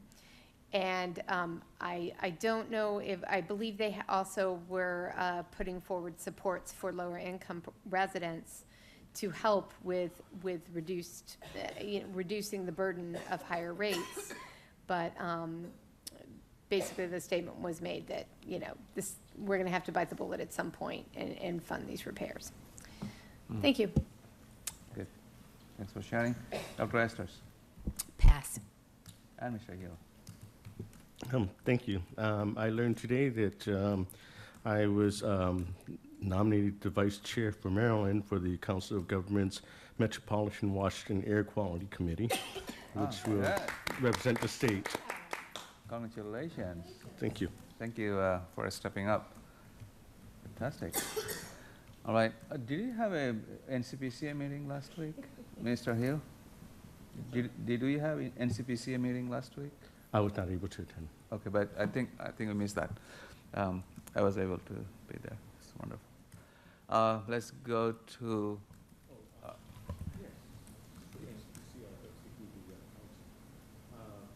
Yes, the NPCA meeting. On Thursday? Yeah, I'm just trying to think. I wasn't prepared to speak on that. I'm sorry. It's all right. It's the second week, right? Yeah. Or third week, maybe. Yeah. It's fine. Ms. McDonald? I'll pass, thank you. Thank you. All right, let's go to our city manager's report. Just a couple quick things, Mayor and Council. Last week in our information report, I included some information from our communications department regarding how we would move forward with the street fair concept this year. So hopefully you've had a chance to take a look at that. If not, I was hoping that I'd see a little bit of feedback on that, but we're going to proceed forward with that concept at this time, unless I hear from you all otherwise. That's going to be kind of how we're moving forward with that, because we can't do a parade this coming year. So that's hopefully is what you see in the information report kind of spells out. If you have any questions related to that, please contact myself or Ms. Quinones. One of the things that we like about the street fair concept is there are several opportunities for us to move it so it doesn't have to just stay in North College Park.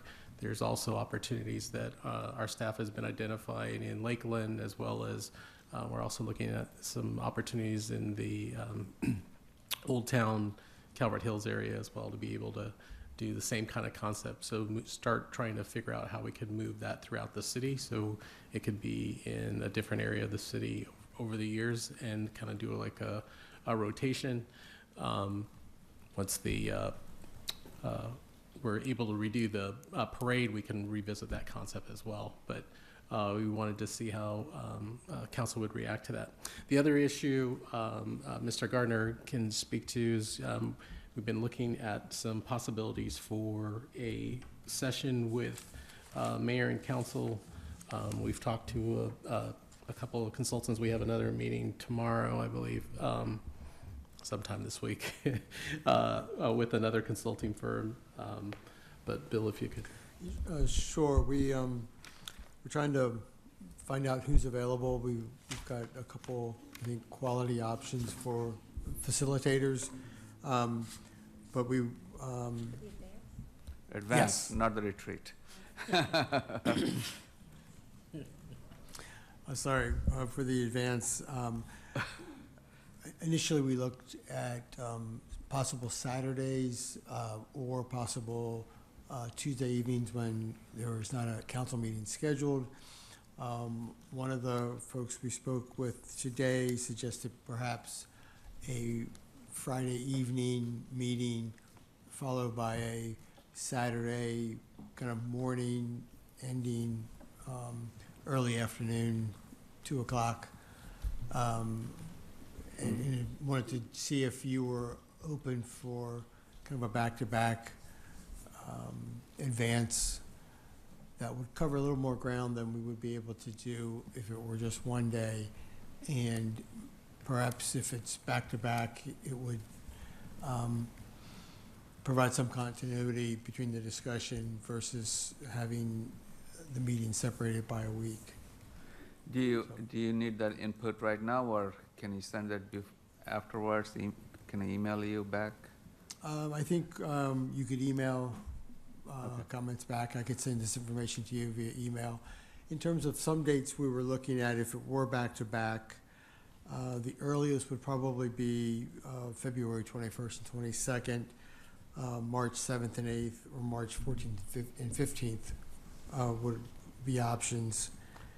And one of the things with the 14th and 15th date is that would potentially allow the new elected official to be able to participate as well. The other dates, even though they'd be sooner, that wouldn't provide that opportunity. So we just kind of wanted to kind of run that by you all. Mr. Ray? Yeah, it's kind of late in the council term. I don't know. I'm not opposed to it, but by the time we get this done, it will be sort of mid to late March. Then we have a full slate in April, May, and then we go out in the summer. And then it's going to be election season. So, and we may have, additional new members starting after the election. So I don't know. It's just making the observation that it is kind of late in the term to do an advance. I'm not opposed to an advance, but we may have different composition after the elections in November. Yeah, it would be nice if we could include our new elected city council, District 3 councilor. When she or he is expected to be sworn in? No, I think we can certainly do that based on the proposal, but I'm saying by the time we do our advance, we would certainly gain from it. We would gain for only a couple of months, really, effectively, before we'd be sort of in full election mode for another new term for city, which is what happens when you have 2-year terms. But so to some extent, that's maybe unavoidable. All right, Ms. Whitney and then Ms. Mitchell. My question about some of the proposed dates would be, when is our budget session? And there's a lot of heavy reading leading up to that. Yeah, and April I 5th. would not want to have this before that. April 5th is the budget session. Okay. Saturday, April 5th, your favorite Saturdays. Okay. Ms. Mitchell. Thank you, Mr. Mayor. I would like to concur with my council member Rigg in regards to the advance. And Councilmember Whitney brought up a good point about the budget session coming up and a lot of heavy reading. I think we should hold until we have the next election cycle. I think we could do something very truncated in regards to some key issues that we may need to talk about but not on a Saturday. Like, if we have time on a city council meeting, talk about certain, I don't know how, but I'm trying to put it out there instead of us coming doing a Friday evening and a Saturday to 2 o'clock. And then come around to doing a budget, where we need to really hone in on that. So I would yield to, defer to the next council. But you're open to have a shorter advance maybe this year? It's not even the word advance or retreat, just, some key things that maybe the city manager, in conjunction with the city attorney, assistant city manager, that we may need to be brought aware of for best practices' sake, but not to have a 4 or 5 hour. I think we really need to concentrate on our budget this year. It's gonna be a very, strenuous budget to make decisions on, and I think that needs to be the focus for us. As well as we bringing on a new city council member, we're gonna have to automatically get them orientated to a budget. So that's another thing we have to worry about as well. Okay. Ms. Whitney? Sorry, Dr. Esters, please go first. Is it? I kind of lean toward what Councilmember Rick and Mayor Pro Tem Mitchell have suggested. Maybe it could be something more of a brief orientation on a Tuesday night where we don't have a meeting dedicated solely to that. And maybe could include some information about budget and how that works. And just information about, how we comport ourselves with each other, and just anything that has been, noted that we might want to highlight, and just kind of give a brief starter and then go into the full advance maybe with the next full council. All right. Dr. Esters, then Ms. Mackey. I will have the unpopular opinion, and say that I hear exactly what my colleagues are saying about where we are in the year. However, we will still be in office through the beginning of December, end of November. We still have to serve our residents, and I think it's always valuable to provide some level of training. Now, the idea of having something over the course of, an evening into the day, I'm not sure, but something that not only focuses on budget, but also helps us with some of the areas we need to work on. Because despite the fact that we're in an election year, I think that there's opportunity for us to still advance. Advancement never stops. Ms. Mackey. Yes. So Councilmember Hernandez asked for this, and because he was the sole new kid on the block when we started this past term, and I think that I also agree with Councilmember Esters that we should do something. Whether we do something for 2 days, that's a long time, and I do agree with my other colleagues that say we shouldn't do something that long. So I think that we could probably find a compromise, a halfway in for both sides, and I do sympathize with the new person coming on, possibly considering holding off until they're on and do a short kind of advance where we discuss, as my colleague said, discuss pertinent issues for the rest of our council, and do some training about best practices and things like that, but not maybe a big advance. You can wait and do the big advance when the new council comes in. So I'm just offering a compromise, a halfway in kind of idea, and I hope that helped. All right. I think Mr. Hugh, we haven't heard from you. What do you think? Yeah. I'm still wrapping my head around this. I have a feeling we should have done this a while ago. You're right. Say we wouldn't be here coming up so close to a new election, and seeing the different faces up here and personalities. And I think that I would be for doing something. Once the new council members on board. Something small, but I think we need to refocus this effort down the road when the faces on this change. Okay. Ms. Mitchell. Okay, thank you, Mr. Mayor. So compromise and compromise and compromise. I like that. So, number one, we have the budget work session coming April the 5th, right? And by that time, the new council member will be sworn in.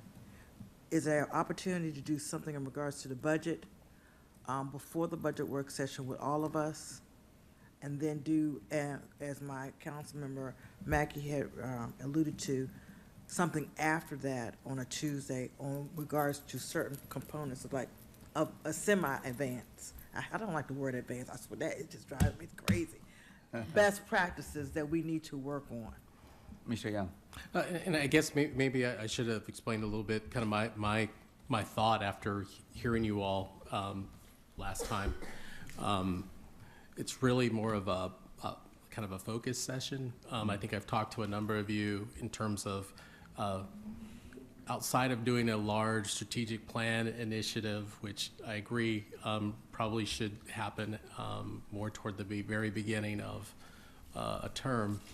I think one of the things that we're really in need of, at least I think that would be helpful for me, is to be able to have an idea of what this council's, top 5 priorities are till the end of the year, as well as, what are some of your top priorities in terms of dealing directly with the university in terms of the initiatives that we want to concentrate our efforts and staff efforts on until the end of the term, until the new council gets in. That's kind of been my thought, and it didn't, if we can do that in one evening, if you all are open to be able to do that, we can make that happen and work with someone to help us through that. I think there are some things about conducting efficient public meetings. We could at least touch on some of those concepts and those best practices, as well as just some reminders of, as you all know, for new members, it's a little bit different to understand the council manager form of government and what lanes you should be driving in from different seats. So that's kind of was my thought, and I probably should have shared that earlier on that. Nice. Dr. Estes and then Ms. Mitchell. Thank you, Mr. Mayor. Thank you, Mr. Young, for clarifying. May I throw out some level of team building with the new member of the council? I think that will be important as well. Sure. We can have at least 3 different topics, even if we cover one morning, probably. So we can probably have the 2 things I think you mentioned, and then Dr. Estes one. I thought I was hearing more of a preference for an evening session versus a evening early Saturday morning session. But it's you all just need to let me know. We can pivot either direction. Ms. Mitchell. Yes, Mr. Mayor, I was going to pivot towards a Tuesday evening, and you talk about the 5 priorities, what we want to engage and create impact with the university. And then in regards to the team building, as Councilman Whitney brought up, I think that's something that we can do as a body on our own. So, Mr. Young, I have a question about priority. So our 5-year strategic plan is coming to an end this year, right, 2025. Are we not going to have a full-scale conversation and engagement with the consultant about the next 5 years plan, where we'll be doing kind of similar thing, right? Priorities as far as our strategic plan goes, the next one. I would say I would hope we would, but as you all know, the 2-year terms is an issue when it comes to the long-term strategic plan, right. In that you always have members who didn't get a chance to participate in that vision and how that is going to be carried out by the staff and the organization. However, I think we're at a very different point than you were at before. with your strategic planning process. I think it was a very good strategic planning process that was gone through. We've almost achieved just about everything on that list. There are some things that we still have some work to do on. Very But nice. as this new council would be coming on, there really needs to be a focus on the vision of the future and where you want to go and the direction we want to head. Not only as a really as a city, and then how do we work with the different organizations and arms and partners that we have. We probably need to revisit that because they are not all the same players as they once were prior to COVID. And as you know, the plan that we have now that we're still operating off of was done before COVID. Did a very, very good job, I would say. But I think in terms of our partners, I think we really, I think a lot of those relationships have changed. Some for the better, some not for the better, and not necessarily from the city standpoint. But I think those are our things that we're going to have to work on moving forward.